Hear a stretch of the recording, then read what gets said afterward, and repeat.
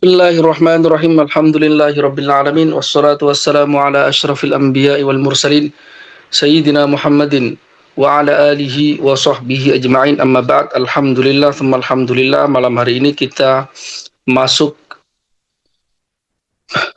kelas kedua dalam rangkaian penjelasan terhadap kitab Syarah An-Nasafiyah karya Imam Sa'duddin At-Taftazani yang mensyarahi kitab Al-Aqaid An-Nasafiyah yang ditulis oleh Syekh Umar An-Nasafi rahimahumallahu ta'ala wa nafa'ana bihima wa bi'ulumihima fid dharain amin. Qal Muqaddimatun i'lam anna al-ahkam asy-syar'iyyah minha ma yata'allaqu bi kayfiyatil amal wa tusamma far'iyyah wa 'amaliyah.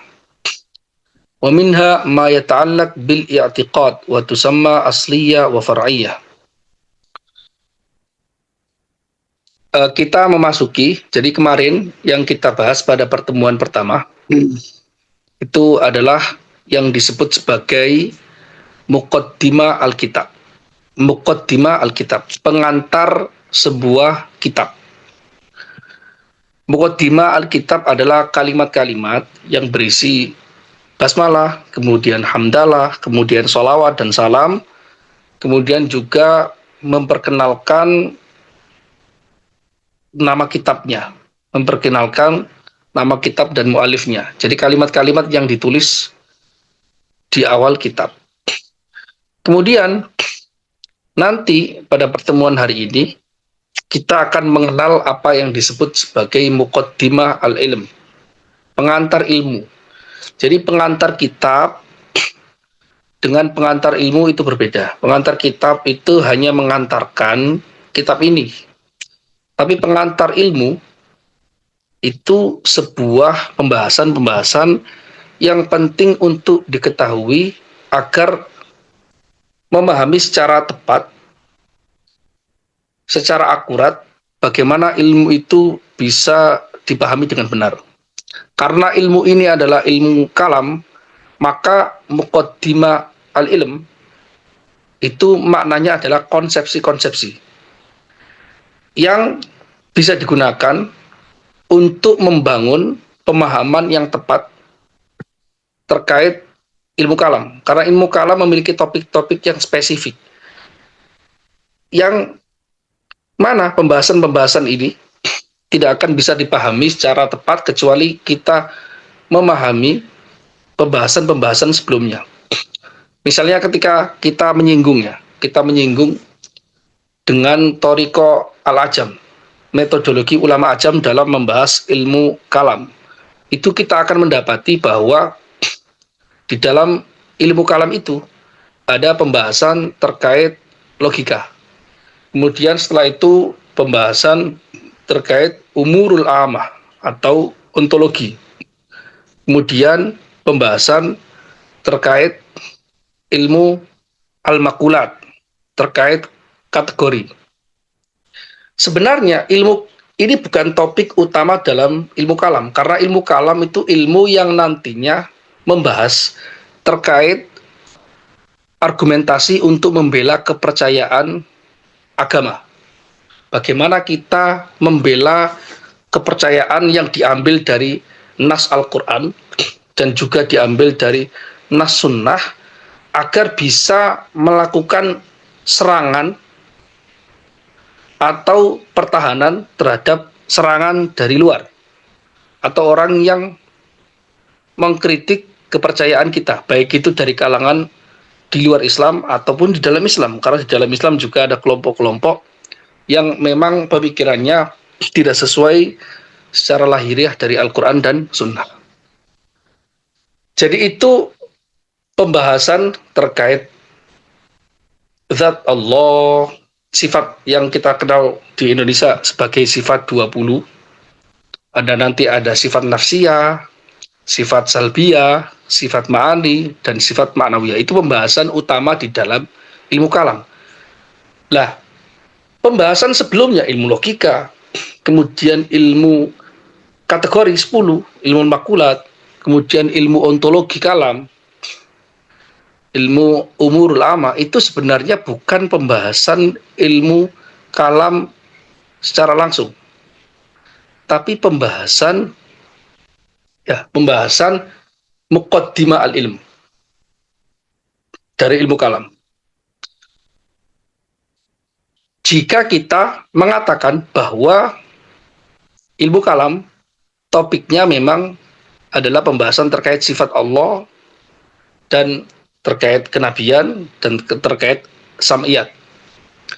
Tapi ketika kita misalnya, karena nanti ada beberapa kecenderungan, nanti akan sedikit dibahas, ada yang memberikan definisi terkait ilmu kalam ini adalah ilmu yang memang membahas terkait wujud secara keseluruhan.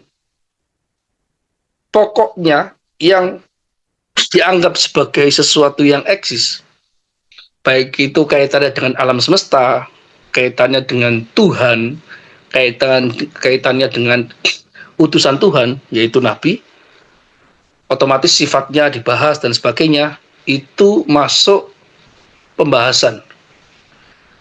Namun, ada bedanya dengan filsafat. Ada bedanya dengan filsafat. Karena filsafat juga membahas al-bahsu anil wujud min haitsu huwa mawjud. Pembahasan terkait hal yang eksis. Filsafat itu membahas terkait hal yang eksis. Nah, terus bedanya apa ilmu kalam? Topik ilmu kalam di sini dengan topik ilmu filsafat. Bedanya ilmu kalam ada ala qanunil Islam.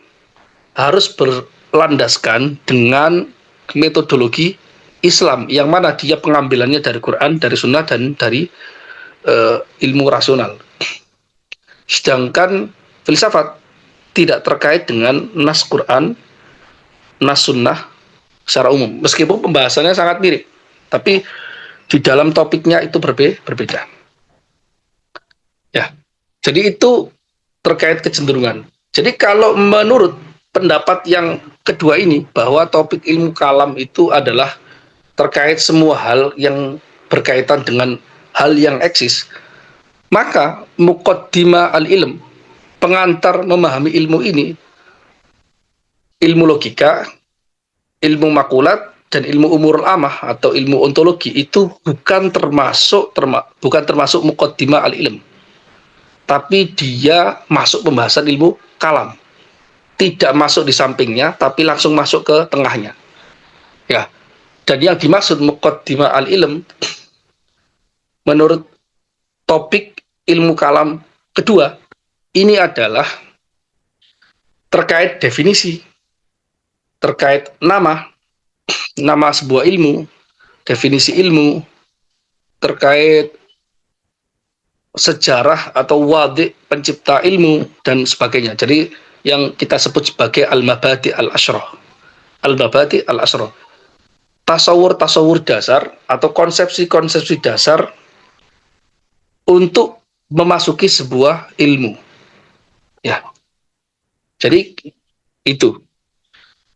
Jadi muqaddimah yang ini, tapi muqaddimah di sini bukan tulisan saya Sa'duddin Taftazani ya. Ini penambahan dari muhakkik, dari penulis naskah dari manuskrip ini. Jadi tidak ada dari teksnya ini, makanya tidak diberikan penjelasan. Jadi ini mulai teks dari Sa'duddin At-Taftazani. Ini belum membahas teksnya Umar An-Nasafi. Kemudian qol i'lam annal ahkam syar'iyyah. Ketahuilah bahwasanya, oh ya, bentar saya mau ngomong. Ini kitab ini ya sedikit ya. Kitab ini sebenarnya termasuk kitab menengah. Dalam pembahasan ilmu kalam termasuk kitab menengah, tapi tidak menengah benar-benar atas, tapi menengah ke bawah. Bukan kitab dasar. Jadi kalau ini mempelajari ilmu kalam paling dasar, menggunakan kitab ini ya perlu usaha ekstra. Ya. Jadi kitab ini menengah. Karena itu saya ingin menjelaskannya dengan level yang sesuai dengan kitab ini, yaitu level menengah. Sehingga saya akan memberikan penjelasan-penjelasan sangat teknis,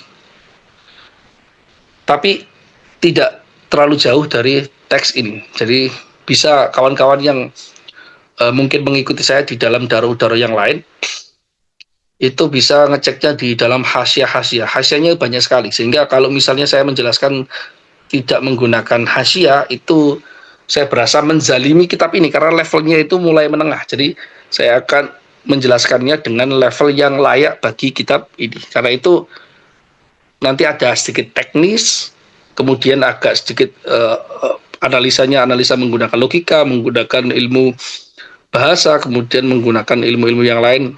Semoga bisa dipahami. Oke. Beliau mengatakan i'lam, ketahuilah.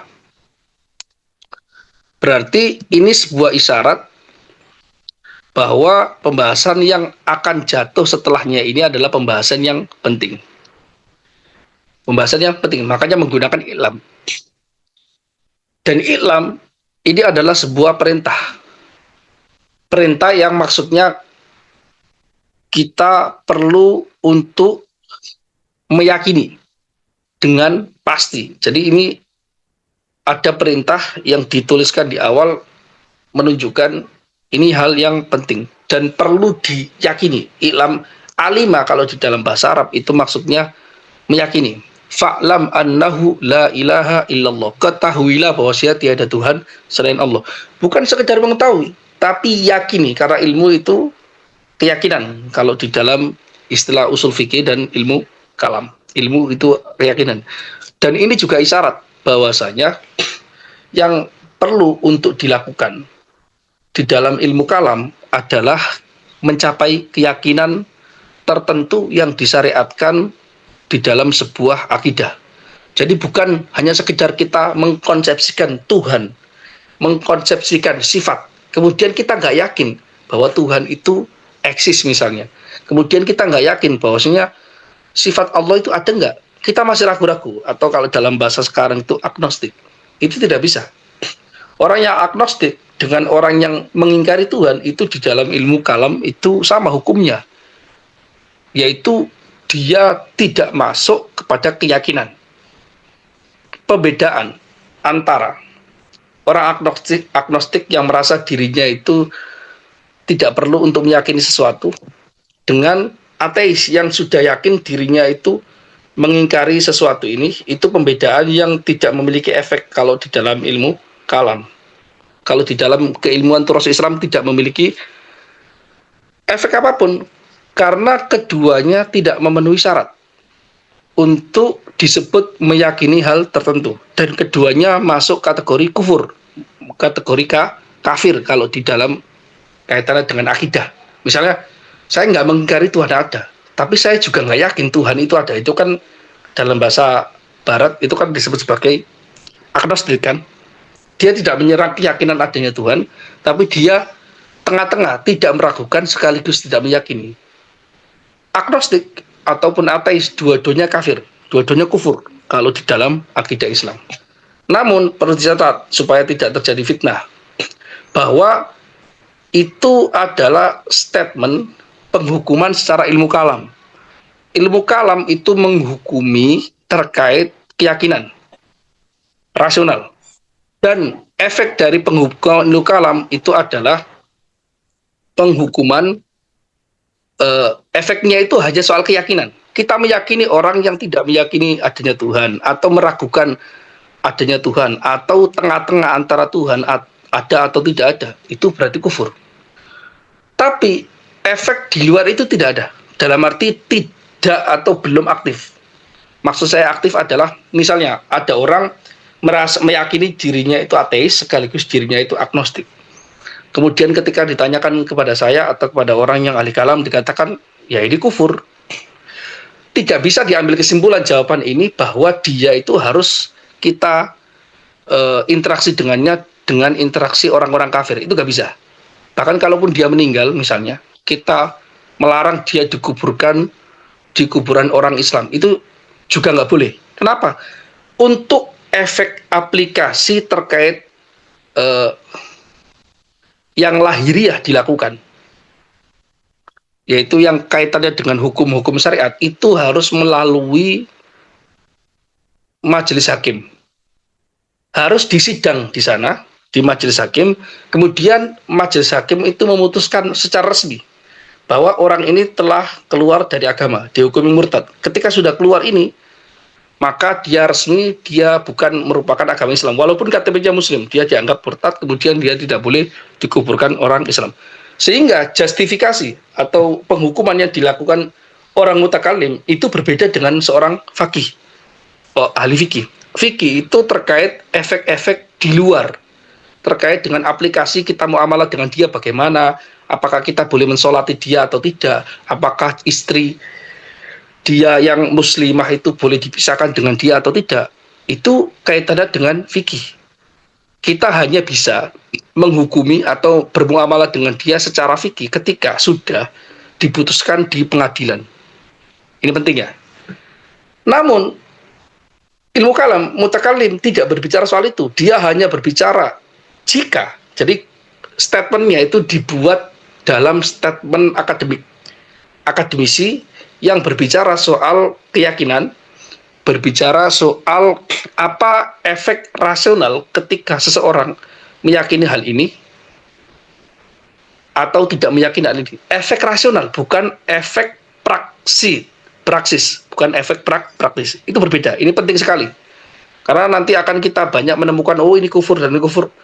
Kemudian kita anggap bahwa itu kufur. Taruhlah ini satu masalah, ini agak melebar sedikit tapi nggak apa-apa, ini penting. Kalau yang terkenal itu adalah Imam Abu Hamid, Muhammad ibn Muhammad Al-Ghazali, Imam Ghazali. Di dalam Tahafut Falasifah menyebut bahwa keyakinan filsuf yang dimaksud di sini ada Ibnu Sina, Al-Farabi dan sebagainya, itu sebagai keyakinan orang kufur dalam 3 masalah. 20 masalah disebutkan, 3 masalah terindikasi kufur. Terlepas dari ulama mutaakhirin Syafi'iyah setelahnya itu banyak mengkritik beberapa hal dari Imam Al-Ghazali, argumentasinya, akurasinya dan sebagainya. Tapi kita ketahui bahwasanya kitab ini ditulis di dalam kitab ilmu kalam. Itu hanya berbicara soal keyakinan, efek rasional dari pendapat seperti ini, berarti efek rasional pendapat seperti ini itu efeknya kufur, keluar dari agama karena bertentangan dengan lahiriah teks Al-Quran dan Sunnah. Namun yang menarik, yang banyak tidak dipahami oleh orang, Imam Al-Ghazali memperlakukan secara zahir Ibnu Sina dan Al-Farabi dan para filsuf lainnya sebagai muslim. Ini karena orang nggak bisa membedakan. Karena itu Al-Ghazali itu sering menukil pendapatnya Ibnu Sina. Bahkan di dalam Mizanul Amal, Al-Ghazali itu menulis tentang filsafat etika. Itu banyak mengambil dari Ibnu Sina. Di dalam Isyarat at-Tanbihah, di dalam An-Najah, di dalam terutama di dalam Isyarat at-Tanbihah ya. Kenapa? Apakah Imam Ghazali berarti mengambil referensi dari orang kafir? Oh tidak, karena muamalah dengan orang ini, karena nggak pernah diputuskan orang ini kafir kan dalam meja hakim, karena Ibnu Sina sudah meninggal ketika Al-Ghazali mau baru lahir, atau selisihnya beberapa ratus atau 100 tahun lebih, 100 tahun lebih, ya kan? Berarti itu. Jadi karena wilayah garapannya beda. Ilmu kalam garapannya itu terkait dengan keyakinan rasional dan efek dari keyakinan rasional tertentu. Efeknya juga efeknya rasional. Namun fikih itu karena dia definisinya ada al-ilmu bil ahkam asyariyah al-amaliyah, terkait hukum syar'i yang praktis. Itu efeknya itu terkait muamalah yang praktis dohir dengan kita. Oh dia itu nggak boleh disolati, dia kemudian dipisahkan dari istrinya, kemudian dan sebagainya. Nah ini penting. Dan itu fakta. Makanya orang bingung ketika dikritik, oh Ghazali mengkafirkan dan sebagainya. Dia lupa bahwa justru gara-gara Al-Ghazali itu menghukuminya secara rasional, bukan menghukumi secara praktisi terkait ilmu fikih. Itu 2 hal yang berbeda. Bahkan karena itu juga nanti akan orang-orang yang tidak bisa membedakan 2 hal ini atau meletakkannya pada posisi yang tepat, itu nanti akan kebingungan. Karena justru dari kritikan Al-Ghazali sendiri itu banyak diikuti oleh ulama Asy'ariyah setelahnya misalnya, tapi mereka banyak yang berkhidmah. Ingat, berkhidmah mensarahi, kemudian meringkas, kemudian juga menjelaskan bahkan mengajarkan kitab-kitabnya Ibnu Sina. Ar-Razi menjelaskan kitab Al-Isyarat At-Tanbiyat karya Ibnu Sina. Demikian juga Uyunul Hikmah juga disarai oleh Ar-Razi. Kemudian juga diringkas oleh sebagian ulama Persia banyak yang meringkas kitab Asy-Syifa dan juga kitab An-Najah. Apakah mereka berarti meringkas kitabnya orang kafir? Oh tidak. Jadi secara fikih Ibnu Sina itu masih muslim. Ingat ya, Ibnu Sina itu masih muslim secara fikih. Statement secara rasionalnya Ibnu Sina beberapa itu terindikasi kufur secara rasional. Tapi karena belum pernah terputuskan di dalam pengadilan bahwa orang ini keluar dari agama, maka tidak bisa. Sama sekali tidak bisa. Paham ya? Kecuali seseorang itu berikrar dirinya itu sudah keluar dari agama. Ini beda cerita. Oke, ini paham. Oke, kita kembali. Karena itu kata-kata iklam ini sudah semacam indikasi sejak dari awal ini bahwa ilmu ini terkait bagaimana kita melakukan keyakinan, rasionalisasi terhadap apa yang kita sebut sebagai akidah. Ketahuilah bahwasanya hukum-hukum syar'i diantaranya ada yang terkait dengan tata cara praktis amal perbuatan. Hukum sejenis ini disebut sebagai far'iyah, amaliyah cabang dan praktis. Wa minha ma yata'allaq bil i'tiqad wa tusamma asliyah wa i'tiqadiyah. Di antara hukum syar'i yang lainnya ada yang terkait dengan keyakinan, akidah. Ini yang disebut sebagai hukum asli yaitu usuluddin dan juga hukum i'tiqad, keyakinan. Itu makna lahiriah dalam teks ini. Tapi kita sedikit agak ulas, agak panjang sedikit terkait dengan ini. Kita akan membahas ini karena ini kitabnya menengah ya, bukan yang dasar. Saya nggak mau membahas terlalu dasar karena tidak layak bagi kitab ini. Pertama, hukum. Kita akan membahas soal hukum ini. Ketahuilah bahwasanya hukum-hukum syar'i. Mungkin ada pertanyaan, loh hukum syar'i itu kan kaitannya dengan fikih Ustaz. Kok tiba-tiba ada hukum syar'i yang kaitannya dengan i'tiqad? Berarti sebenarnya ilmu kalam dan ilmu fikih sama dong, sama-sama membahas soal hukum syar'i. Jawabannya bisa panjang tapi dan beberapa versi ini nanti kita akan singgung. Pertama, hukum yang dimaksud di sini itu apa? Hukum itu jamaknya ahkam, di sini jamaknya hukum. Maka kalau kita mengenal hukum itu minimal ada 3 makna. Pertama, hukum ya. Hukum itu ada 3 makna. 1, 2, 3. Ya. Pertama, dia maknanya lughawi. Atau maknanya lughawi atau dia secara bahasa. Kemudian ada hukum dengan merupakan istilah usul fikih, usuli. Istilah usuli. Ya. Kemudian ada istilah fikih.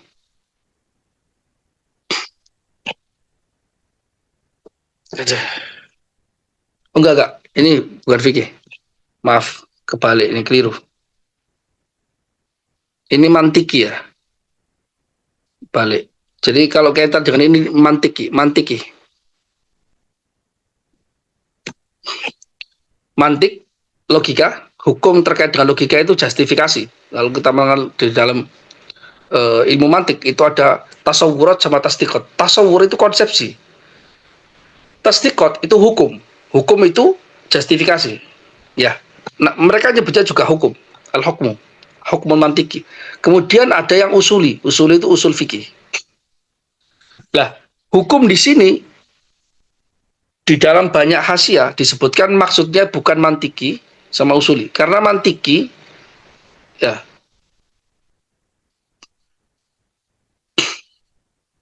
apalagi usuli. Gini. Lughawi ini termasuk di antara cakupan makna lughawi, makna linguistik dalam hukmu, hakama, hukum, itu maksudnya nisbatu amrin li amrin. Amrin li amrin. ijaban au salban.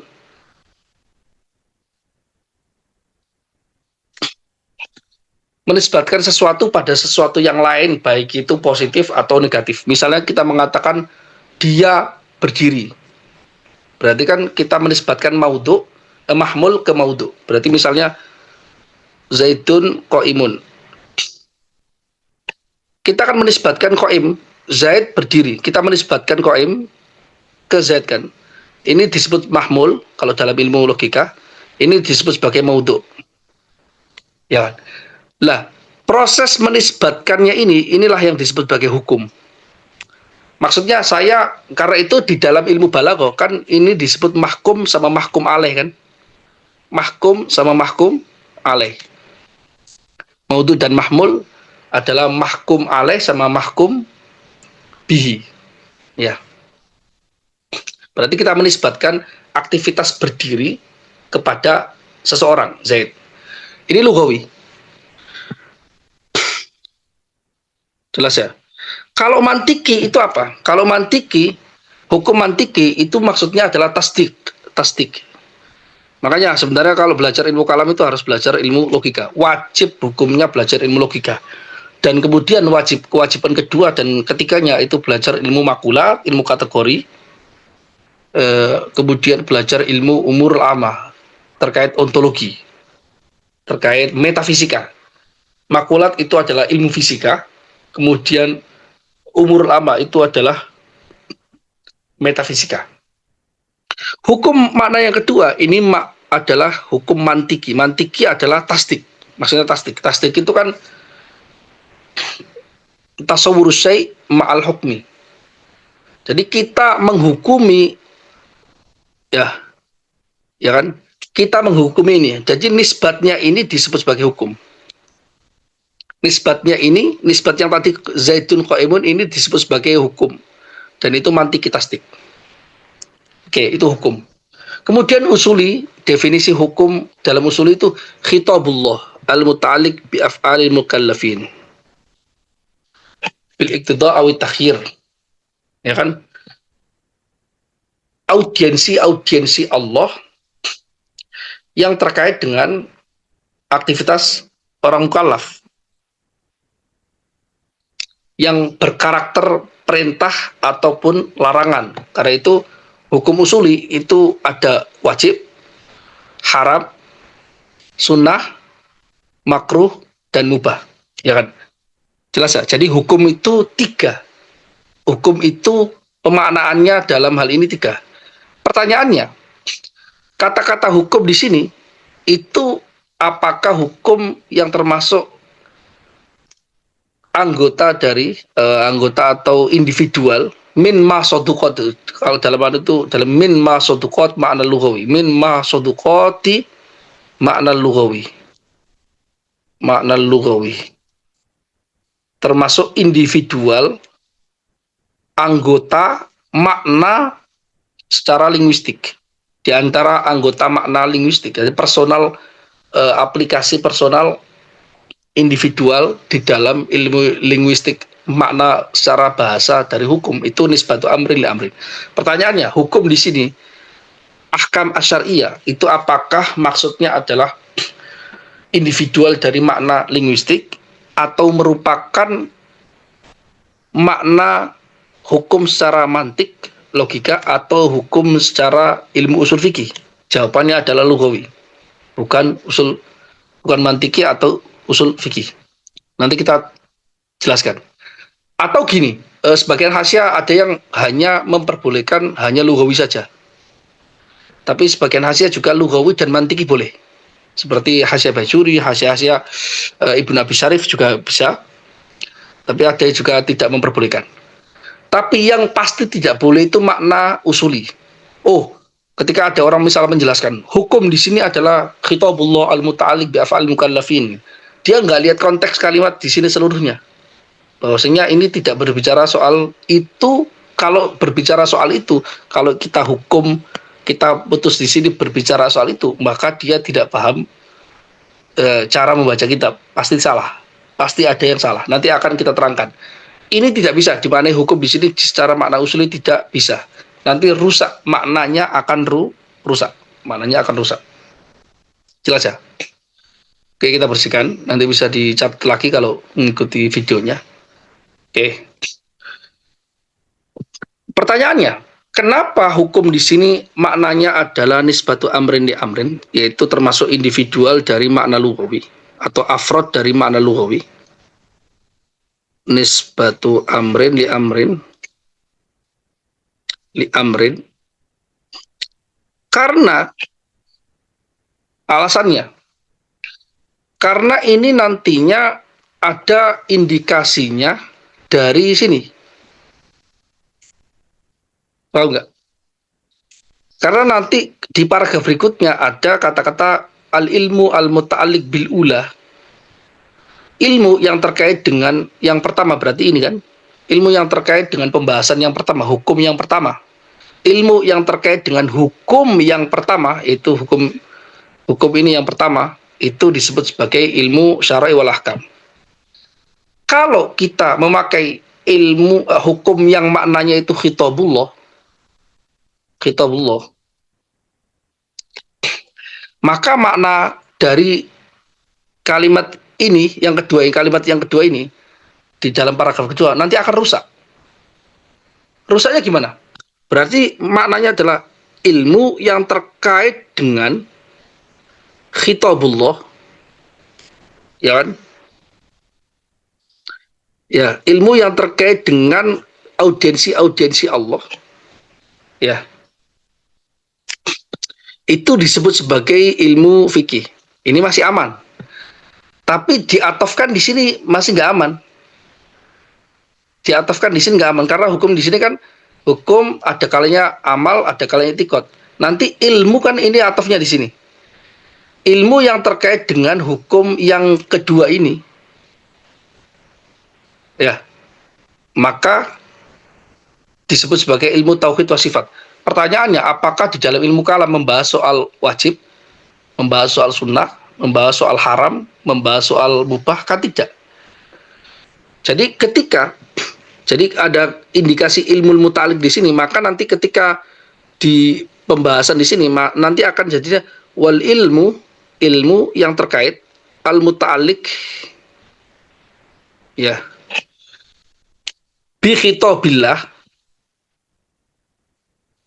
Berarti ilmu yang terkait dengan audiensi Allah Subhanahu wa taala, yang mana audiensi Allah itu hanya berbicara dalam konteks ini hanya berbicara soal wajib, sunnah dan sebagainya. Nanti akan keluar ini. Nanti ini akan keluar. Oke. Makanya tidak bisa dimaknai secara usul fikih. Nanti atofnya di sini akan rusak. Atofnya akan rusak. Tapi yang bisa dilakukan adalah memaknainya hanya dengan makna yang pertama dan kedua. Yaitu pertama nisbatu amrin li amrin, ya. Atau maknanya adalah makna tasdik. Tasdik itu adalah al-idrok. Idrok itu mengetahui. Idrokul wuku' liwuku'in nisbah aula wuku'iha. Aula wuku'iha. Jadi pengetahuan terkait bahwa nisbat tertentu ini telah terjadi atau tidak terjadi. Ketika kita misalnya mengatakan bahwasanya Zaidun datang, Zaidun qaimun, Zaid berdiri, maka kita menisbatkan aktivitas berdiri kepada Zaid. Saya mengatakan Zaidun datang, Mahmud datang. Berarti saya menisbatkan aktivitas berdiri kepada Zaid. Berarti saya sedang melakukan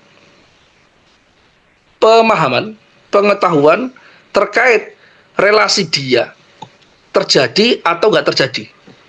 Ketika saya mengatakan Zaidun ghairu qaim, la yakum, Zaid itu tidak berdiri, berarti kan saya sedang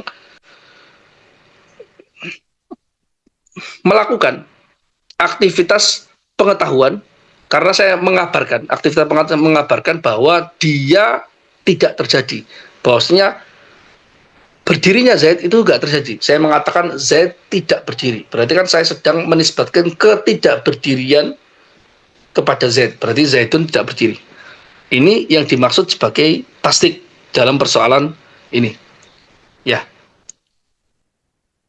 ini tasdik. Dan itu makna yang nanti akan bisa dimaknai. Dalam hukum ini bisa dimaknai makna yang pertama, termasuk makna lugawi atau makna tasdiki, mantiki bisa. Yang nggak bisa hanya dimaknai secara usuli. Nanti rusak di sininya. Rusak di sininya. Oke, intinya seperti itu. Pembahasan lebih panjang tidak perlu. Kemudian ketahuilah bahwa berarti maknanya itu adalah hukum gitu aja, hukum syar'i atau justifikasi dengan makna yang kedua, justifikasi syariat. Nah, kan berarti kalau diterjemahkan ke bahasa Indonesia itu lebih enak dengan pemaknaan kedua, yaitu mantiki, hukum yang maknanya mantiki. Tapi kalau karena nisbatu amrin li amrin itu pemaknaan bahasa Indonesia nya nggak ada, kayak susah gitu, relasi-relasi syariat atau gini, oke. Jadi kalau di dalam bahasa Indonesia pemaknaan dengan makna yang jenis pertama lugawi tadi, pemaknaannya berarti gini, ketahuilah bahwa relasi-relasi statement syariat ada yang kaitannya dengan tata cara amaliyah, ada yang terkait dengan keyakinan. Nah, itu dengan makna yang pertama.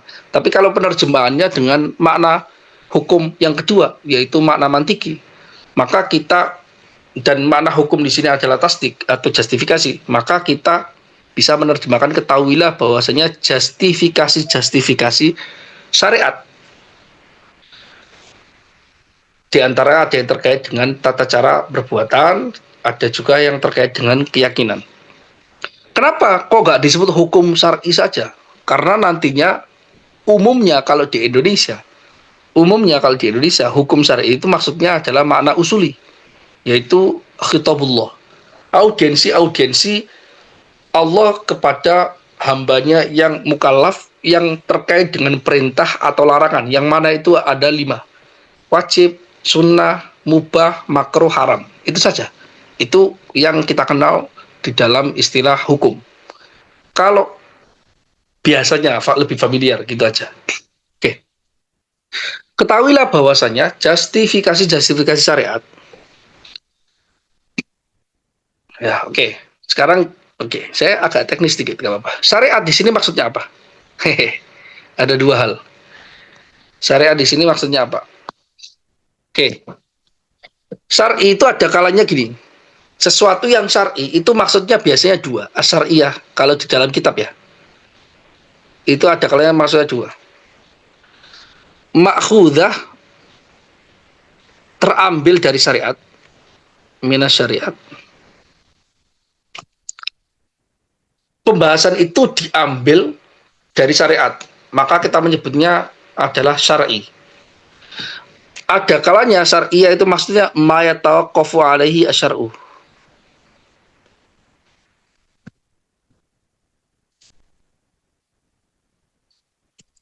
Dia tergantung adanya syariat, bukan terambil, tapi dia tergantung dari syariat. Jadi dia itu permasalahan-permasalahan yang dia berlandaskan pada syariat. Beda, berlandaskan dengan diambil secara langsung dari syariat itu 2 hal yang berbeda. Kalau ini syariat, ya, ini adalah pembahasan yang syariat, bukan kebalik. Ini syariat, ini tergantung pada pembahasan itu, ma yatawaqqafu alaihi asyar'u. Ma yatawaqqafu ala syar', ma yatawaqqafu ala syar'. Oke. Malah bukan ma yatawaqqafu alaihi. Ma yatawaqqafu ala syar', yaitu pembahasan yang tergantung adanya syariat, bukan terambil dari syariat. Dan makna yang kaitannya dengan ini hanya makna yang pertama, yang tepat. Hukum atau justifikasi syariat itu maksudnya adalah yang diambil dari syariat, bukan yang tergantung dari syariat. Kenapa? Kalau yang tergantung dari syariat itu nanti akan bermasalah dalam kaitannya dengan ilmu kalam. Karena begini, di dalam pembahasan ilmu kalam itu nanti ada pembahasan soal eksistensi Tuhan. Tuhan itu ada atau tidak. Dan argumentasi eksistensi Tuhan itu rasional. Mereka mengatakan, andai kata syariat tidak turun pun, orang itu bisa meyakini Tuhan dengan argumentasi rasional. Karena rasional itu adalah sesuatu yang dimiliki oleh manusia berakal. Dan itu juga sebagai alasan, sebagai hujah, orang non-muslim, kita bisa mendebatnya dengan ilmu kalam. Kenapa? Karena dia tidak mengambil dari syariat, tapi dia tergantung dia tidak tergantung dari syariat. Artinya dia tidak perlu untuk percaya Al-Quran dulu sehingga dia percaya adanya Tuhan. Faktanya, banyak orang di barat misalnya, itu percaya Tuhan itu ada, tapi tidak percaya syariat, yaitu Al-Quran, yaitu syariat itu maksudnya Al-Quran atau Sunnah. Kalamnya Nabi lah, syariat itu kalamnya Nabi. Itu benar. Seperti orang Kristen, percaya Tuhan. Orang Yahudi, Tuhan itu ada. Ya kan ya? Itu adalah pembahasan yang tidak terkait dengan tidak tergantung dari syariat ada. Andai kata Quran tidak turun, Rasul tidak hadir, orang itu bisa percaya dengan Tuhan. Dan itu adalah pembahasan di dalam ilmu kalam, yaitu terkait dengan adillah ala wujudillah, argumentasi eksistensi itu Tuhan. Argumentasinya tidak menggunakan karena Al-Quran menggunakan ini. Karena kalau membuktikan eksistensi Tuhan, ya, secara rasional dengan menggunakan Al-Quran, itu nanti akan terjadi yang namanya daur, vicious circle atau putaran setan. Jadi reasoning circle, circle reasoning circle, putaran gitu. Kenapa? Karena begini, bagaimana saya akan percaya kepada Al-Quran, laung saya belum percaya Tuhan itu ada. Kan dari percaya Tuhan itu akhirnya nanti akan bisa percaya kepada apa yang diutus oleh Tuhan, yaitu Nabi. Dari percaya Nabi, kita akan bisa percaya Al-Quran itu benar. Kalau kita sejak dari awal tidak percaya Tuhan itu ada, maka tidak percaya dengan Nabi, kemudian tidak percaya dengan Al-Quran, itu fakta. Dan ini sudah saya jelaskan di pertemuan pertama kemarin. Sehingga bisa dikatakan bahwa saya banyak dari pembahasan-pembahasan di dalam ilmu kalam itu yang tidak tergantung dari adanya syariat. Ingat ya, tidak tergantung dari ada. Jadi banyak dari la yatawaqqaf ala syar', la yatawaqqaf ala syar'. Syariat itu maksudnya Al-Quran atau Sunnah. Banyak pembahasannya. Kenapa? Karena ini untuk hujah. Karena itu mereka mendefinisikan ilmu kalam, topiknya adalah al-mawjud min haitsu huwa mawjud, seperti definisi atau topik yang dipilih oleh Imam Al-Ghazali. Meskipun pendapatnya Mu'tamad itu tidak membahas soal wujud, karena pembahasan di dalam ilmu kalam juga ada pembahasan terkait dengan al-ma'dum, apa yang disebut sebagai sesuatu yang tidak ada. Maka nanti ada pembahasan syai'iyatil ma'dum. Syai'iyatil ma'dum. Apakah sesuatu yang tidak ada itu memiliki mahiyah yang konkret, minimal di level eksistensi tertentu, yaitu mereka menyebutnya sebagai thubut. Mereka menyebutnya sebagai thubut. Kalau di level yang tertinggi mereka menyebutnya sebagai wujud. Ini kan pembahasan atau keyakinan Mu'tazilah, ada thubut, ada wujud. Itu dua hal berbeda. Ya.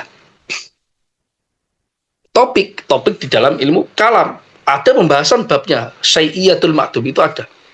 Ya, karena itu mereka tidak memilih topik ini, yaitu al-wujud min haitsu huwa mawjud, enggak. Itu dikritik definisi atau topik yang diutarakan oleh Imam Al-Ghazali, itu dikritik. Karena itu definisi yang dipilih di dalam kitab-kitab Mu'tamad yang mutakhirin itu al-ma'lum min haitsu yata'allaqu bihi itsbatul aqaid ad-diniyah. Jadi topiknya itu maklum. Min haitsu yata'allaq bihi itsbatul aqaid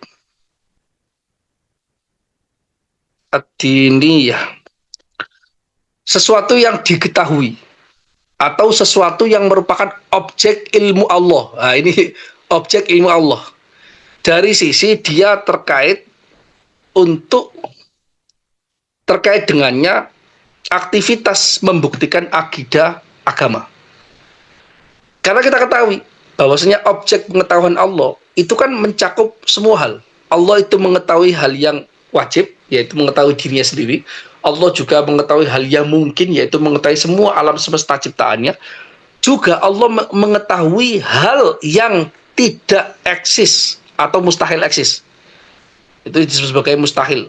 Apa misalnya Allah mengetahui tandingan Allah. Loh kan berarti Allah kan, iya, jadi pengetahuan Allah itu mencakup segala hal. Karena itu definisinya topik yang di dalam ilmu kalam ini al-ma'lum min haitsu yata'allaq bi itsbatul aqaid ad-diniyah. Ini yang dipilih di dalam mawaqif dan sebagainya. Atau di syarahnya.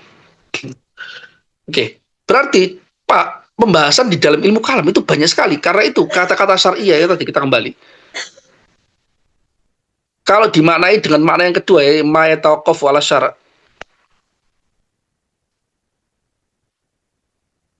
Maksudnya adalah pembahasan yang tergantung dari syariat, yaitu ada Qur'annya sama sunnahnya.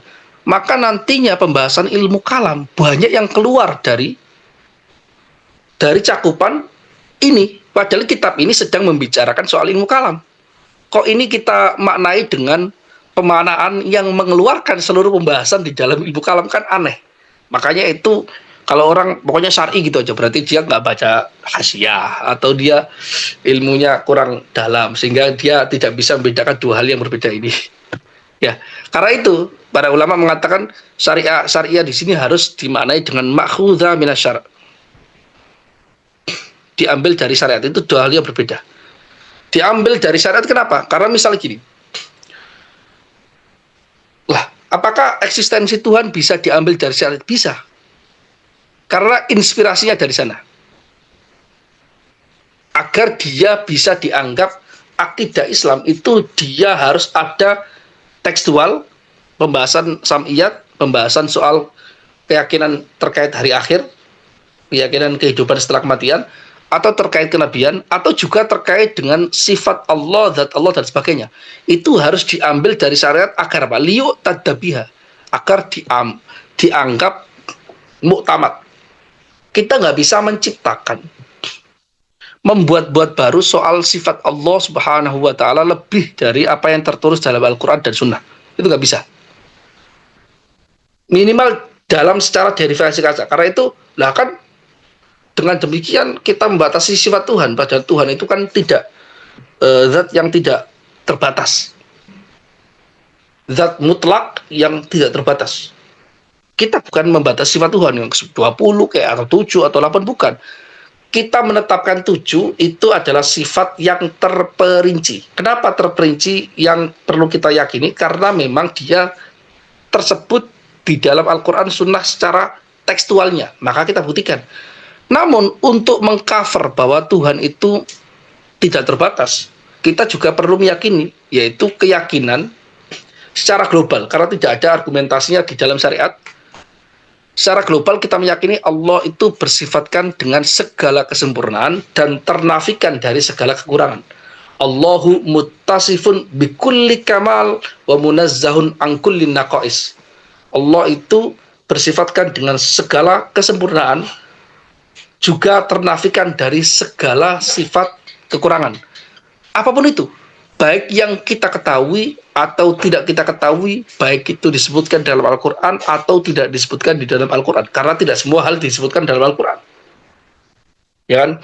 Karena kita ketahui bahwasanya Al-Quran itu madlulnya, kandungannya itu sebagian dari sifat Allah. Ingat ya, kalam Allah al-lafzi itu madlulnya adalah ba'du sifat. Dia adalah sebagian dari justifikasi terkait sifat Allah, bukan merupakan keseluruhan dari sifat Allah. Bukan keseluruhan. Oke. Ya, semoga dipahami ya, nanti bisa didengarkan lagi rekamannya. Oke. Ketahuilah bahwasannya justifikasi yang diambil dari syariat agar dia bisa resmi, bisa dijadikan pegangan. Di antaranya ada yang terkait dengan tata cara perbuatan.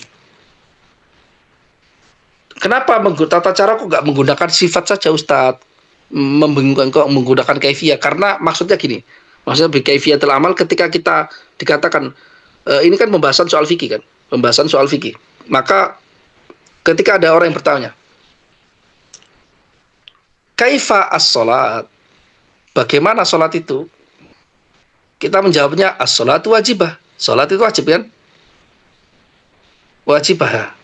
Nah, pembahasan soal ini, jawaban dari pertanyaan dari kaifa, jawaban dari pertanyaan menggunakan kaifa bagaimana, itulah yang disebut sebagai fikih. Itulah yang disebut sebagai fikih. Bagaimana zakat? Kalau di dalam bahasa Arab ya, kaifa zakat, az-zakat wajibah. Kaifa sholah, as-sholah wajibah. Seperti itu. Karena itu ilmu yang terkait dengan tata cara perbuatan, kualitas hukum syariat dalam hal perbuatan, itu yang disebut nantinya disebut sebagai fikih, dengan nama lain far'iyah, amaliyah. Kenapa disebut far'i? Far'i itu cabang karena dia memang cabang dari segi rasionalisasi dari ilmu kalam. Alasannya sudah disebutkan di video yang pertama. Kenapa ilmu kalam disebut sebagai usul dasar? Kenapa ilmu fikih disebut sebagai furu atau cabang? Karena pondasi atau usul itu ilmu kalam. Tanpa kita meyakini Tuhan itu eksis dan itu pembahasan di dalam ilmu kalam, kita tidak mungkin percaya sholat itu wajib. Tidak manfaat kita membahas sholat itu wajib, rukun sholat berapa, syaratnya apa saja, kecuali kita sudah meyakini Tuhan itu ada. Makanya dasar, ketika dasar pondasinya, usulnya itu runtuh, misalnya orang tidak percaya dengan Tuhan, maka dia tidak akan manfaat apapun pembahasan soal sholat, zakat, nggak ada manfaatnya.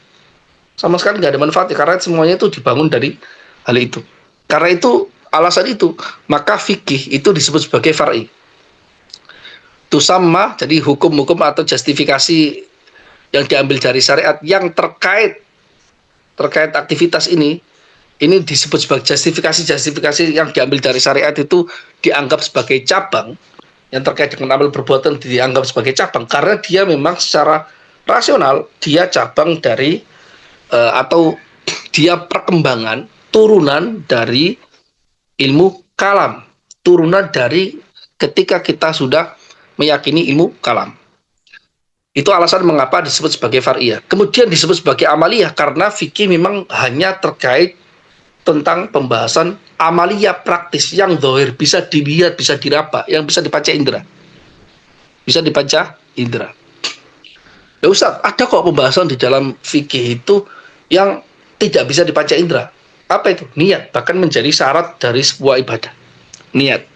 Niat kan adanya di dalam hati.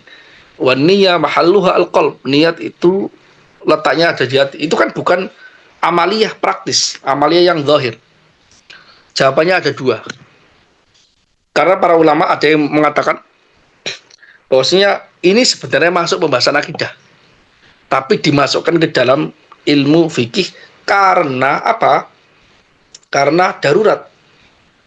Tidak mungkin dilepaskan dari pembahasan ilmu fikih, dan itu adalah mungkin semacam kunci yang menghubungkan antara akidah dengan ilmu syariat yang lahiriah dengan niat itu. Ada orang sholat melakukan semua rukun wudhu dan sebagainya, tapi dia tidak melakukan satu rukun saja, dan itu terkait dengan karena keyakinan dia sholat itu nggak wajib. Jadi dalam keadaan dia sholat, dia juga meniatkan sesuatu, dalam keadaan juga dia tidak percaya sholat itu wajib, tidak percaya Tuhan itu ada. Apakah wudhunya dianggap sah? Tidak. Itu jawaban pertama. Sebagian ulama ada yang mengatakan demikian. Ada jawaban yang lain yang mengatakan niat. Kenapa dimasukkan di dalam kitab fikih? Karena maksud dari pembahasan soal niat itu adalah ketika kita mengatakan niatus sholati wajibah. Niat sholat itu wajib. Kan di dalam fikih kan yang dibahas itu nih. Nah, relasi antara wajib dengan niat inilah yang dibahas di dalam ilmu fikih. Jadi menghukumi secara lahiriah bahwa niat ini wajib.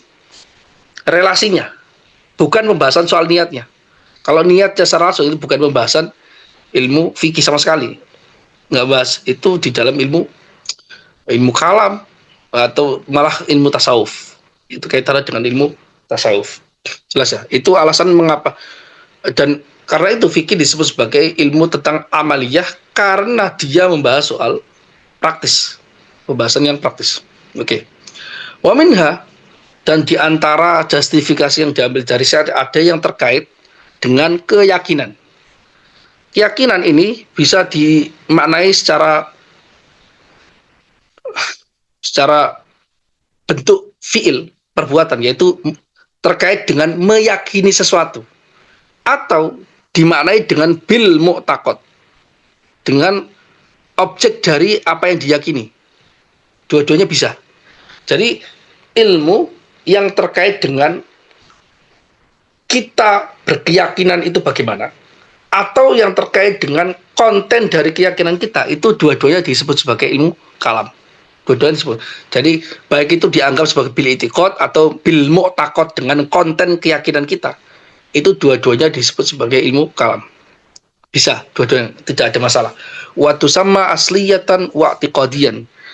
Ilmu yang terkait dengan keyakinan disebut sebagai asliyah. Asliyah itu pokok, dasar, prinsip, dan landasan. Atau, nah, kemudian alasannya karena memang seluruh ilmu Islam dibangun dari ilmu kalam dengan pengertian tanpa membenarkan keyakinan, maka seluruh ilmu itu tidak terbangun. Kita tidak percaya Tuhan itu ada, maka ilmu fikih hancur. Karena fikih membicarakan soal sholat. Nah, bagaimana kita nggak percaya Tuhan? Bagaimana kita membicarakan soal sholat itu wajib atau tidak? Wong Tuhan aja kita nggak percaya kok. Kemudian nanti ilmu balaghah juga hancur. Balaghah itu adalah ilmu yang didesain untuk memahami kalam Allah. Redaksi Allah di dalam Al-Quran secara lafzi ini, bagaimana memahami keindahannya agar bisa diketahui maksud dari kalam Allah. Kita tidak meyakini Tuhan itu ada. Balaghah nggak manfaat. Sama sekali nggak manfaat. Tidak ada manfaatnya. Karena ketika kita menisbatkan ini adalah kalam Allah, maka berarti kita harus percaya dengan Allah itu harus ada dulu. Paham nggak? Dan juga kita harus meyakini Tuhan itu ada, baru setelah itu meyakini Nabi Muhammad itu ada. Pembuktian Nabi Muhammad itu eksis, pembuktian bahwasanya Nabi Muhammad itu eksis dan benar, itu di dalam ilmu kalam. Tanpa kita meyakini Allah Subhanahu wa taala eksis, tanpa kita meyakini Nabi Muhammad diutus Allah dan benar, tidak mungkin salah, maka pembahasan apapun akan lenyap. Semua ilmu turas Islam, semua ilmu turas Islam itu bisa dikatakan tidak bermanfaat karena itu ilmu kalam disebut sebagai ilmu usul, ilmu dasar, ilmu landasan, pondasi dari segala ilmu. Kemudian disebut sebagai juga ilmu i'tiqadiyah, ilmu keyakinan, karena berbicara soal keyakinan. Ingat ya, ini adalah pembahasan atau saya membahas ini dari kacamata konteks bahasa Indonesia. Beberapa orang karena dia belajarnya murni di kampus atau baca-bacaan barat atau bacaan-bacaan Indonesia yang sudah tercemar barat, mereka membedakan antara keyakinan dengan ilmu. Ilmu kalam kan cuma keyakinan, belum tentu rasional, belum tentu benar. Ini problem. Karena begini, kata-kata ini problem pertama sudah saya isyaratkan pertama. Ilmu dan i'tiqad, yakin, ya i'tiqad jazim, harus i'tiqad jazim. Ini sama maknanya kalau di dalam ilmu terminologi ilmu kalam. Ilmu maksudnya adalah keyakinan. Maksudnya adalah keyakinan yang mantap. Mantap ini, jazim itu maksudnya adalah berandalil. Dia berlandaskan dari dalil. Karena tidak mungkin ada orang meyakini sesuatu tanpa dalil. Tanpa dalil. Ya. Dan itu yang disebut sebagai i'tiqad, keyakinan. Ilmu kalam kan cuma ilmu keyakinan, berarti keyakinan kamu belum tentu keyakinan saya. Enggak. Jadi namanya i'tiqad kalau dalam rasa bahasa istilah di dalam ilmu kalam, i'tiqad itu harus bersumber dari dalil, an-dalil. Dia harus dari dalil. Dalilnya apa? Kalau ini pembahasan soal rasional, maka dalilnya akal, harus akal. Agar dia resmi menjadi akidah, maka dia harus ma'khudh binasyar, dia diambil dari syariat. Ada stempel resminya bahwa ini perlu diyakini karena tertulis dalam Al-Quran. Oke, karena tidak semua hal yang tertulis dalam Al-Quran itu kita bisa meyakini secara lahiriah. Kita bisa meyakini lahiriahnya ketika dia tidak bertentangan dengan hukum rasional. Ini secara umum ya, secara umum seperti itu. Nanti ada perincian kapan-kapan kita bahas. Ya, itu akal. Jadi ketika ilmu kalam disebut sebagai ilmu keyakinan, itu maksudnya adalah keyakinan dalam bahasa Indonesia, keyakinan yang berbasis dengan dalil, keyakinan yang berbasis dengan argumentasi, bukan sekedar keyakinan. Karena di dalam teks-teks di dalam bahasa Inggris atau bahasa Indonesia itu membedakan agama itu soal keyakinan, bukan soal pembuktian. Mereka menyebutnya sebagai apa itu? Belief. Ilmu kalam itu belief. Kalau terkait dengan pembuktian itu knowledge. Keliru.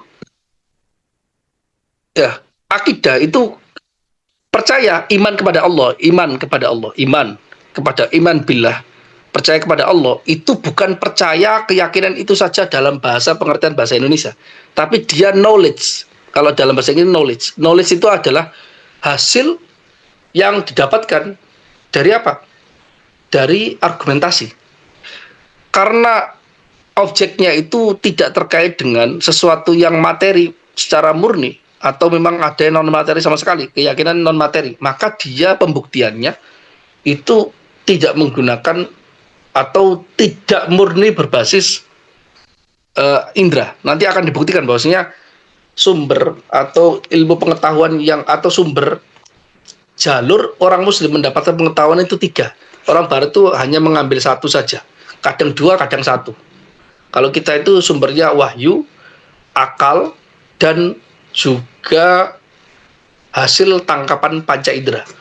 3 hal ini semuanya digunakan di dalam ilmu kalam, di dalam ilmu syariat, semuanya itu seperti itu. Kalau orang barat itu murni tangkapan panca indera, kalau mereka murni menggunakan observasi, atau kalau dia ilmu kosmologi yang dia juga menggunakan berbasis rasio dikit-dikit, dia percaya adanya menggunakan hasil tangkapan panca indera sekaligus ditambah dengan rasionalisasi tertentu. Akal, dia tidak fisik soalnya. Tapi wahyu, mereka nggak menggunakan. Karena mereka semacam putus asa, karena tidak ada wahyu yang mereka percaya. Tidak terbuktikan, karena kitab-kitab yang selama ini mereka lihat, yaitu Bible, sudah mengalami palsuan, dan mereka banyak kandungannya yang tidak percaya. Mereka tidak dipercaya, tidak ada pembasisan secara rasional, itu buktinya secara kuat. Jelas ya? Itu yang dimaksud dari i'tiqadiyah. Jadi bukan sekedar kan cuma yakin doang, bukan. Jadi pengetahuan yang mantap, pengetahuan yang mantap bersumber dari argumentasi, ini seperti itu. Lah Ustaz, kan kalau seperti itu berarti fikih itu juga kan diambil dari argumentasi. Beda. Sekuat apapun kita meyakini produk dari fikih, misalnya kita yakin sekali bunga bank, ingat, bunga bank itu riba. Bunga bank itu riba, taruhlah bunga bank itu riba. Sekuat apapun keyakinan kita, selama ini masalah fikih dan ini masalahnya kaitannya tidak ada argumentasi yang rasional secara kuat dan tidak ada dalil qot'i, itu pasti akan ada celah untuk dikritik. Ada celah untuk dikritik. Dan ada khilaf. Jadi kita tidak bisa menyamakan dalam persoalan fikih dengan persoalan ilmu kalam. Karena itu kan para ulama misalnya di dalam Imam Al-Baqilan itu mengatakan al-fiqhu min babi dzunun. Fikih itu termasuk bab dugaan. Dugaan di dalam bahasa Arab, istilah Arab, dugaan maksudnya adalah dugaan yang kuat berbasis dengan argumentasi. Tapi tidak bisa mencapai 100%. Nah, kalau ilmu kalam itu memang tujuannya harus mencapai 100%. Makanya saya katakan percaya kepada Tuhan itu nggak bisa dengan cara agnostik. Saya percaya Tuhan sekaligus tidak menafikan mungkin juga Tuhan nggak ada. Dia posisi netral antara Tuhan ada dan tidak. Itu nggak bisa. Karena dia posisinya 50%. Paham nggak? Ilmu kalam harus mencapai 100%. Ini idealnya ya. Makanya nanti akan dari situ nanti kita akan ketahui ada pembahasan ilmu kalam yang tidak bisa mencapai 100% karena itu dia disebut sebagai furu'ul aqidah. Furu'ul aqidah. Dia keyakinan tapi dia furu karena tidak cabang karena dia tidak mencapai 100%. Argumentasi secara rasional tidak ditemukan atau memang tidak ada. Atau pembasisannya misalnya sam'iyat terkait dengan masalah-masalah hari akhir, kehidupan setelah kematian yang itu tidak bisa didapatkan langsung oleh akal. Tapi soal wahyu, lah dari wahyu, wahyunya ini kebetulan karakternya khobarnya khobar yang ahad. Khobar ahad. Khobar yang satu persatu orang, dia tidak sampai khobar yang mutawatir. Nah, kalau itu dhonni, dia karena itu dia tidak sampai 100%. Jadi ada beberapa bahasan yang masih dhonni itu ada. Dan memang karakternya gitu, Allah menciptakan masalah-masalah di dalam keyakinan kita. Kita itu ada yang secara pasti, ada yang tidak secara pasti.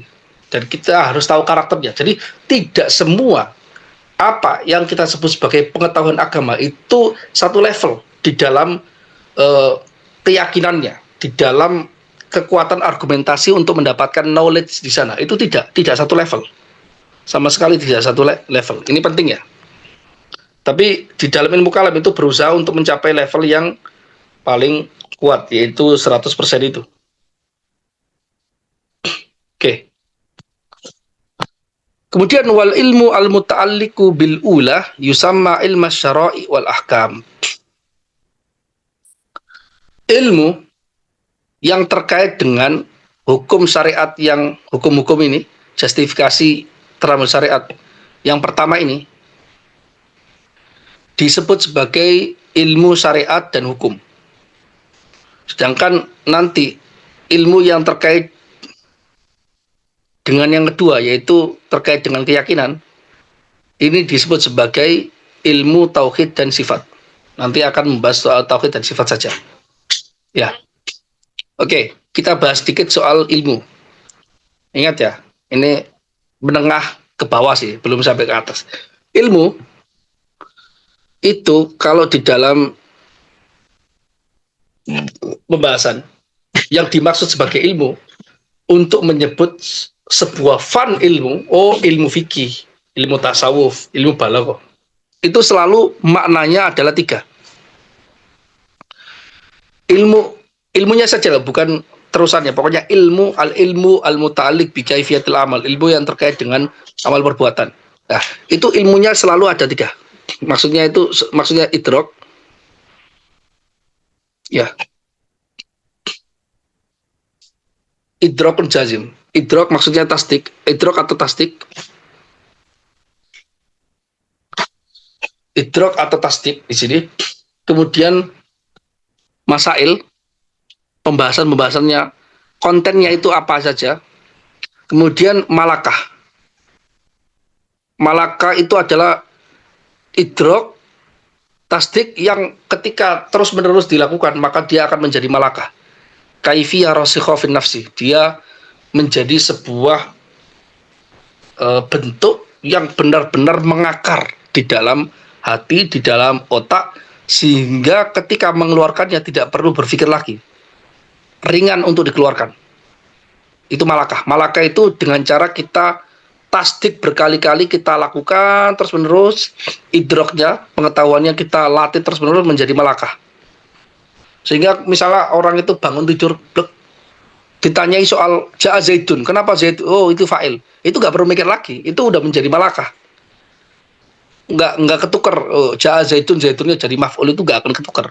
Karena sudah menjadi malakah dalam poin ini. Jadi ilmu itu selalu terkait dengan ini.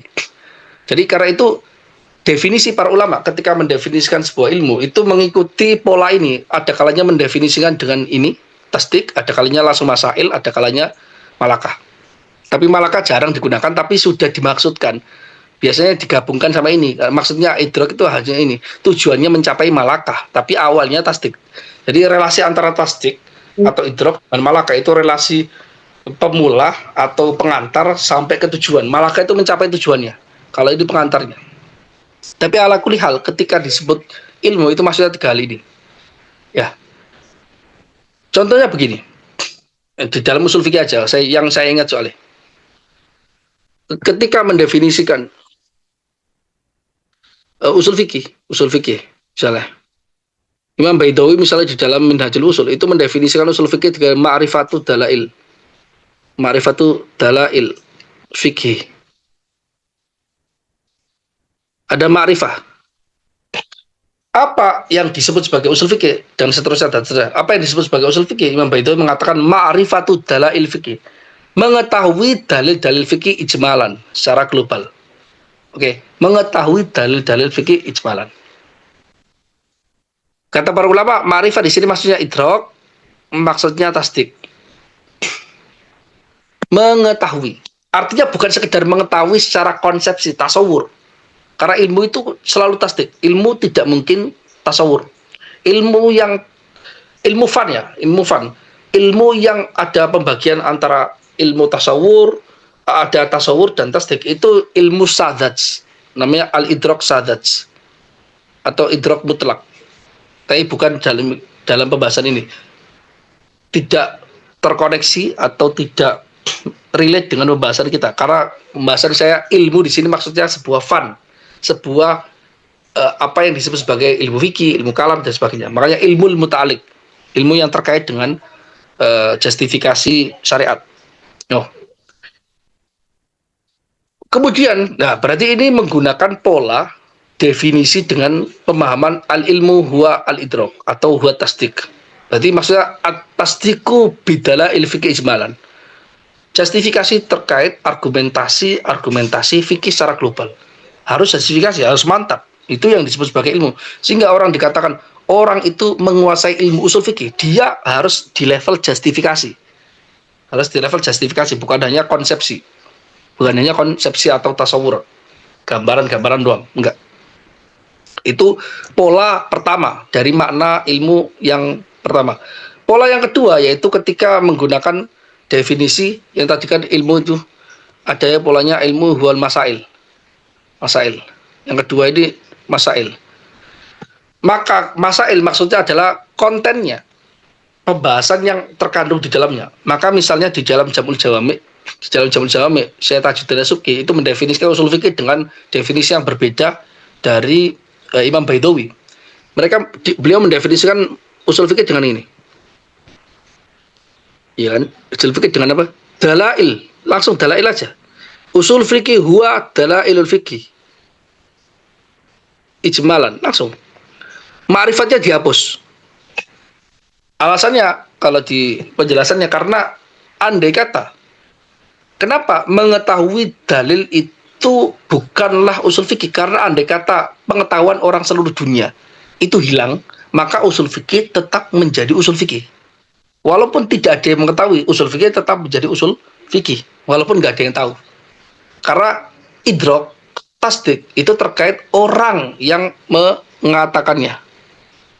Orang yang mengetahuinya. Paham nggak? Nah, berarti ini definisi dengan pola yang kedua. Ini semuanya benar, caranya benar. Tapi mereka memilih dengan pola definisi yang kedua. Yang ketiga, malaka itu biasanya tidak disebutkan karena kata-kata ma'rifat itu sudah mengandung kata-kata ma'rifat atau al-ilmu. Misalnya kalau fikih, al-ilmu bil ahkam asyariyah al-amaliyah. Pengetahuan terkait hukum-hukum syariat yang praktis. Ya, terkait itu. Itu maksudnya karena ketika tasdik itu sudah dilatih terus-menerus, dia akan menjadi malakah. Malakah itu adalah pengetahuan yang mantap yang sudah ada di dalam hati sehingga dia ketika mengeluarkannya tidak perlu untuk bersusah payah untuk mengeluarkannya.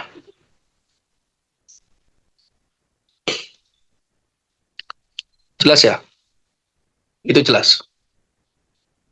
Jadi nanti ada kaitannya. Kata-kata ilmu. Lah, dari situ tiga pola ini bisa dimaknai dengan ilmu di sini bisa dimaknai untuk maksudnya al-idrok, bisa juga al-masail atau malakah, itu langsung bisa. Ilmu maksudnya adalah tasdik yang terkait dengan justifikasi syariat atau terkait dengan relasi-relasi berbau syariat. Ya, itu idrok. Atau masail, ilmu maksudnya masail. Pembahasan-pembahasan yang terkait dengan relasi-relasi berbau syariat, relasi-relasi syariat, itu yang disebut sebagai ilmu syariat. Atau ilmu dengan makna malakah, pengetahuan mantap yang terkait dengan relasi-relasi pengetahuan syariat. Jadi beda. Jadi ini membahas soal kontennya, ini ilmunya. Makanya ilmu di sini bisa dimaknai kedua. Pertama. Lah, tiga hal ini juga bisa diterapkan pada makna yang kedua dari hukum yang bisa dipilih tadi kan. Makna yang kedua idrokan. Makna yang pertama itu adalah nisbatu amrin li amrin, yang merupakan individual dari makna lugawi. Bisa juga, meskipun kalau untuk idrok ini agak berat, tapi menggunakan tawal. Tapi itu bisa dibaca dalam hasiah-hasiah, tidak perlu diterangkan terlalu panjang. Oke, ilmu justifikasi yang terkait dengan hukum syar'i yang pertama, hukum syar'i dengan makna yang tadi, itu disebut sebagai ilmu syariat dan ilmu hukum. Mengapa disebut sebagai ilmu syariat dan ilmu hukum? Lima annaha la tustafadu illa min jihati syara'. Karena hukum syariat, fikih, wajib, sunnah, mubah, haram, makruh, itu tidak akan bisa diambil kecuali dari sisi syariatnya. Dari arah syariat. Maksudnya arah syariat itu harus ada Al-Qur'annya, harus ada sunnahnya. Baik dengan cara dia itu dinas secara langsung atau dengan cara kita istimbat dari sana menggunakan kias. Istimbat mengambil menggunakan kias analogi. Mengapa? Karena kita tidak bisa menghukumi suatu wajib, sunnah dan sebagainya kecuali dia mengambil landasan dari sana. Makanya ada orang yang karena mungkin kurang pinter ya, kurang banyak membaca atau emang ingin populer, misalnya gitu. Enggak, bagi saya ini harus wajib. Ada orang yang bikin kemunduran Islam itu adalah Al-Ghazali karena dia membagi ilmu agama sebagai memasukkan ilmu agama ya, ilmu agama kepada fardu ain. Seolah-olah semua ilmu agama itu fardu ain. Kemudian ilmu terkait dengan ilmu hukum, ilmu kedokteran, ilmu duniawi dan sebagainya itu memasukkan ke dalam ilmu ke dalam yang fardu kifayah. Harusnya dirubah, harusnya dijadikan ain, fardu ain supaya umat Islam maju. Ini pertama ngawur karena andai kata dijadikan ain pun itu nanti akan menyebabkan banyak orang berdosa loh. Karena nggak semua orang itu pintar punya bakat untuk jadi dokter. Oh, kan kemajuan itu berasal dari pemahaman kita terkait ilmu matematika. Ada orang diajari sampai 100 kali pun nggak akan bisa paham matematika. Nggak akan bisa. Tapi kan nanti prosentasenya akan naik. Tapi kamu merusak syariat. Menambah hukum itu hukumnya sama dengan mengurangi hukum. Ingat ya, menambah hukum syariat yang tidak ada di dalam syariat atau mengurangi hukum yang awalnya ada tapi dinafikan, itu hukumnya sama murtad. Kalau dia udah pasti tahu, ya sama hukumnya. Dalam Al-Quran, wala taqulu lima tasifu alsinatukumul kadhiba hadza halal wa hadza haramun litaftaru 'ala Allahil kadhib. Jangan ngomong untuk berdusta. Ini halal haram tanpa ada argumentasi. Makanya penetapan ilmu ini, hukumnya ini, itu harus la tustafadu illa min jihati syara'. Dia harus diambil dari arah syariat. Harus diambil dari arah syariat, tidak ada cara yang lain. Lah, kalau tidak dinas, maka istimbat. Seolah-olah, tadi kita kembali, seolah-olah pembagian antara ada fardu ain dengan fardu kifayah itu seolah-olah dari Imam Ghazali, padahal sejak Imam Syafi'i sudah ada. Sejak sebelum Imam Syafi'i juga sudah ada. Kenapa yang dikritik Al-Ghazali? Ya karena sentimennya ke Al-Ghazali. Atau memang bacaannya menyebutkan Al-Ghazali. Nggak kritis. Otaknya nggak terlalu pinter. Nggak terlalu pinter. Di fardu kifayah sudah ada sejak zaman. Kok nggak ngomongin yang menyebabkan kemunduran langsung aja Imam Syafi'i ya, langsung aja bilang yang menyebabkan kemunduran itu Imam Ibnu Mas'ud, sahabat Nabi, langsung aja ngomong. Kalau mau, kan nggak berani kan, seperti itu. Nah, harus diambil. Terus ada misalnya orang mengatakan seperti ini, ngomong ngawur. Bagi saya wajib.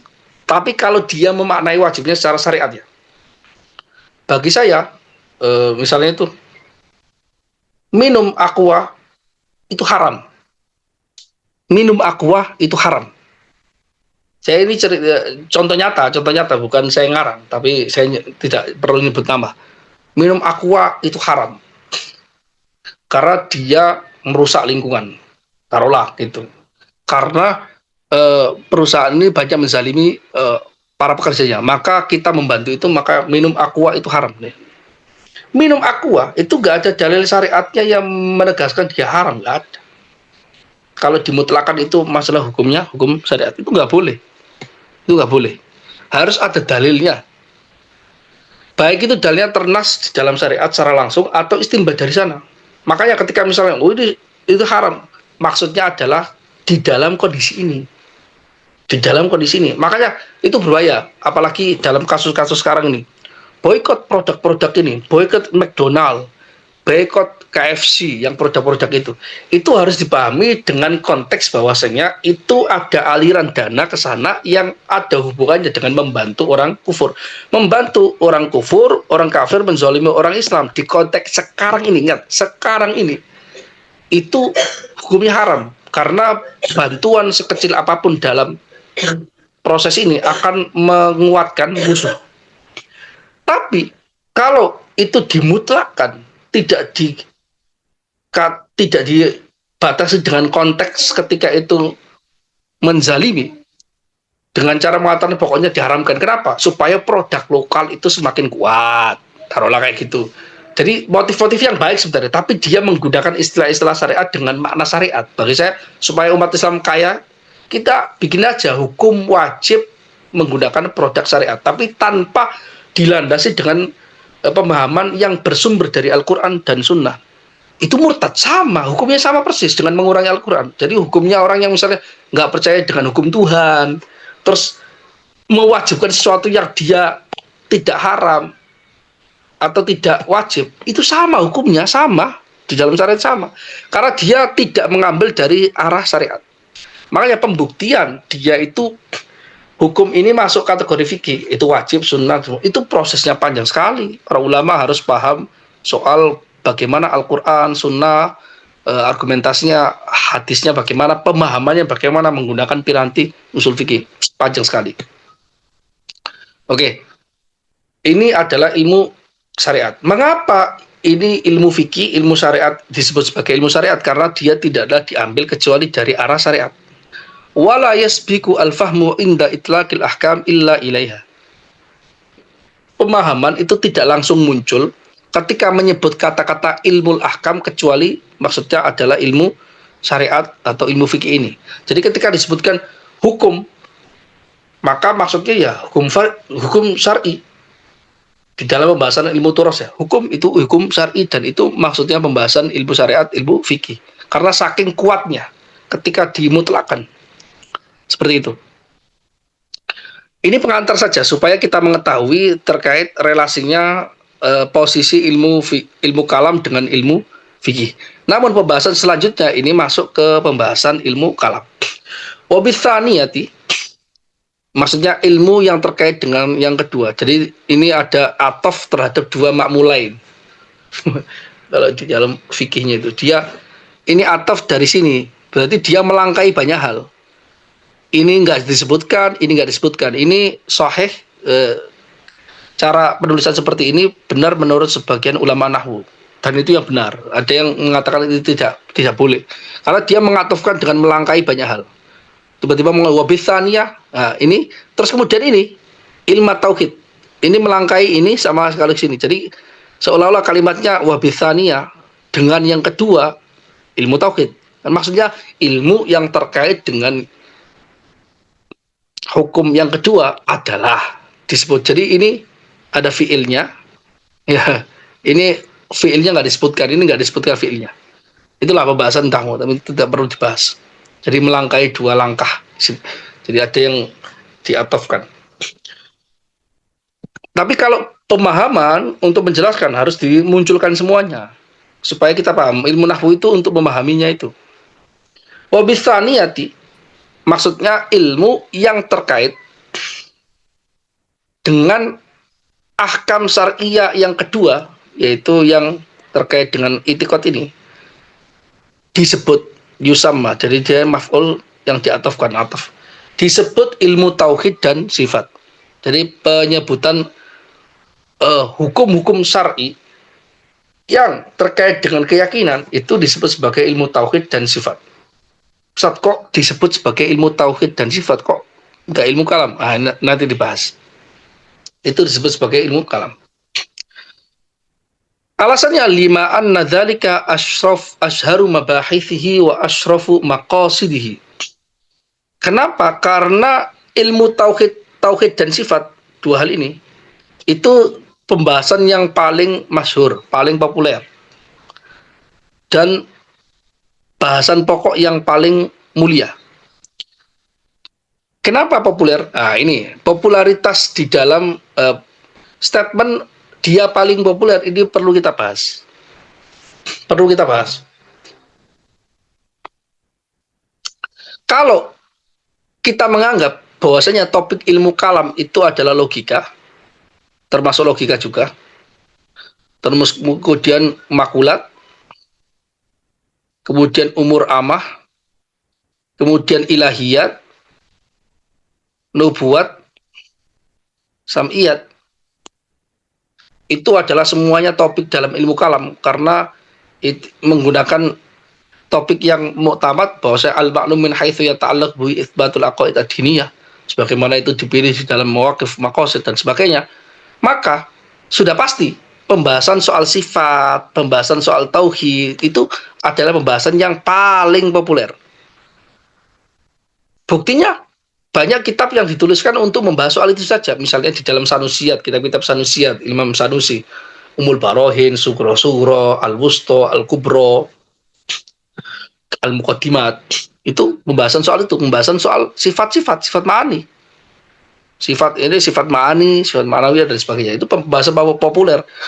Tidak terlalu lebih populer dibandingkan pembahasan soal tasawur, tasdik, pembahasan soal ada jauhar, ada substansi, ada arad, aksiden, terus yang aksiden itu ada 9, ya, apakah itu dia makula al-fi'l, al-infial, al-kaif, al-ain, al-mata, terkait posisi, lokasi, relasi, aksi, reaksi, makulat itu, kemudian ruang, waktu, itu kan nggak terlalu populer dibandingkan pembahasan ini. Kalau ilmu kalam, pembahasan soal sifat selalu dengan ilmu tauhid itu paling populer. Kalau kita mengikuti pendapat bahwa topiknya itu memang demikian, maka itu jelas. Tapi kalau kita mengikuti pendapat bahwa topiknya ilmu kalam itu adalah zat, sifat, dan af'al Allah saja, tidak mengikuti yang ini, maka ini sedikit ada problem, tapi ada solusinya. Karena kita ketahui bahwasanya yang paling populer di dalam pembahasan terkait dengan zat Allah, sifat Allah, dan perbuatan Allah, kemudian ada nubuat, sam'iyat, itu bukan pembahasan sifat, dan juga bukan pembahasan tauhid, tapi pembahasan sifat kalam saja, bukan semua sifat.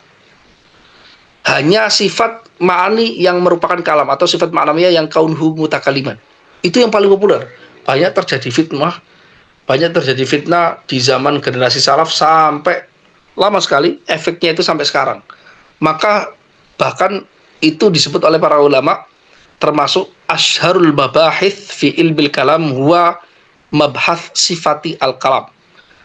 Paling populer pembahasan dalam ilmu kalam itu adalah ilmu kalam, adalah sifat kalam, sifat Allah berkalam. Paling panjang di dalam kitab hadis, paling panjang pembahasannya di dalam kitab sifat ma'ani. Meskipun simpel, ujungnya itu simpel, tapi fitnah yang terkandung di sana itu luar biasa besar. Bahkan banyak korban yang bermunculan, banyak korban zaman dulu yang memang sudah ada diceritakan sejarah itu hanya karena ilmu kalam. Nah, kalau begitu berarti soal sifat secara keseluruhan kan tidak paling populer, Ustaz. Bahkan nggak bisa disebut sebagai yang paling populer. Kenapa? Karena pembahasannya memang soal sifat 20, nggak ada pembahasan makulat, mantik, dan sebagainya. Maka nggak ada alasan dia disebut sebagai sesuatu yang paling populer. Jawabannya bisa jadi sifat di sini maksudnya adalah di antara sifat yang lain, ketika tauhid dan sifat ini paling populer yaitu termasuk adillah. Tauhid itu meyakini Tuhan itu esa dan tunggal. Itu termasuk paling populer, tapi bukan yang paling populer. Berarti kata-kata Azhar ini tidak bermaksud dari benar-benar paling populer. Tapi dia kalau di dalam bahasa, di dalam kitab tafsir itu laisa ala babiha. Laisa ala babiha, tidak dimaksudkan benar-benar yang paling. Bukan benar-benar, tapi termasuk di antara jajaran yang populer. Meskipun dia bukan nomor pertama. Pembahasan sifat ma'ani itu bukan nomor pertama. Tapi di antara sifat ma'ani yaitu kalam itu yang paling pertama. Itu alasannya kalau kita menggunakan ini.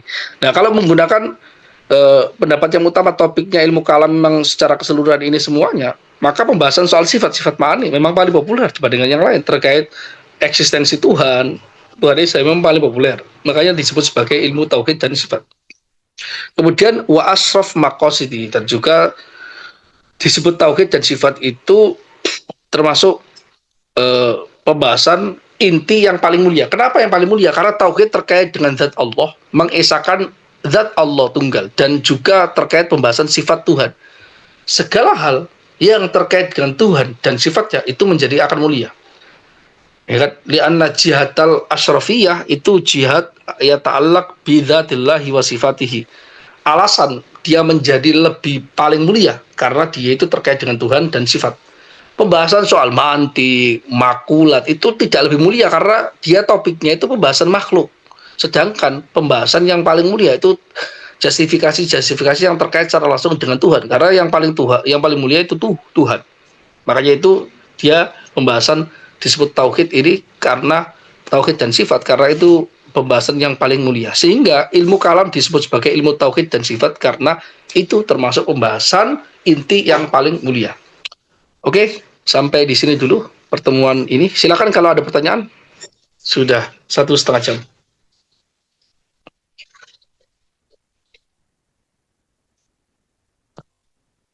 Nggak ada pertanyaan.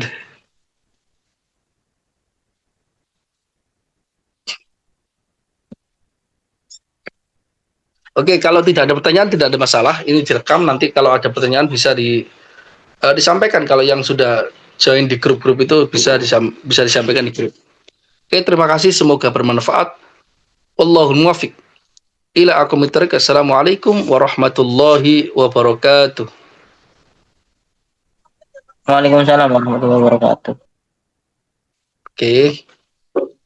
Kenapa yang bisa? Waalaikumsalam.